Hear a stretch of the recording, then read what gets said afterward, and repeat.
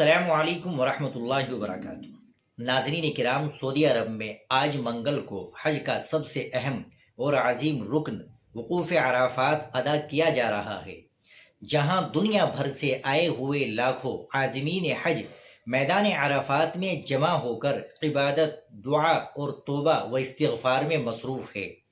اسلامی تعلیمات کے مطابق وقوف عرفات کے بغیر حج مکمل نہیں ہوتا، اسی لیے اسے حج کا رکن اعظم قرار دیا جاتا ہے۔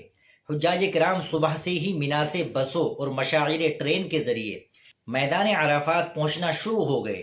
سعودی حکومت کی جانب سے عازمین کی سہولت کے لیے خصوصی انتظامات کیے گئے ہیں، جبکہ سیکورٹی، طبی امداد، پانی، ٹھنڈک اور رہنمائی کے وسیع انتظامات بھی کیے گئے ہیں، تاکہ شدید گرمی کے باوجود حجاج کو کسی دشواری کا سامنا نہ ہو۔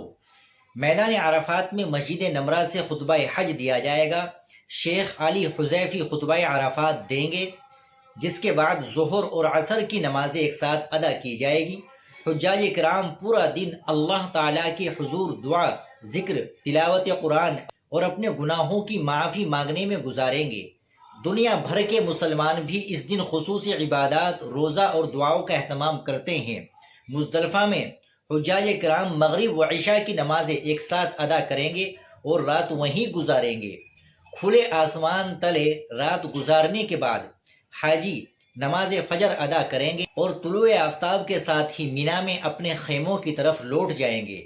10 ذی الحجہ کو فجر کے بعد حجاج رمی کے لیے جمرات جائیں گے، جہاں وہ بڑے شیطان کو 7 کنکریاں ماریں گے۔ رمی کے بعد حجاج قربانی کریں گے، حلق کرائیں گے اور احرام کھول دیں گے۔ 10 ذی الحجہ کو حجاج کرام تینوں شیطانوں، چھوٹے، درمیانے اور بڑے شیطان کو 7 کنکریاں ماریں گے۔ رمی جمرات کے بعد حجاج کرام طواف زیارت کے لیے خانہ کعبہ جائیں گے۔ 12 ذی الحجہ کو زوال آفتاب کے بعد پھر تینوں شیطانوں کو کنکریاں ماری جائے گی۔ سعودی حکام کے مطابق اس سال لاکھوں عازمین حج ادا کر رہے ہیں، جن کے لیے مشاعر مقدسہ میں جدید ٹیکنالوجی، مصنوعی ذہانت، ہیلتھ سروسز اور ٹرانسپورٹ کے خصوصی انتظامات کیے گئے ہیں، تاکہ حجاج کے تمام مراحل محفوظ اور منظم انداز میں مکمل ہو سکے۔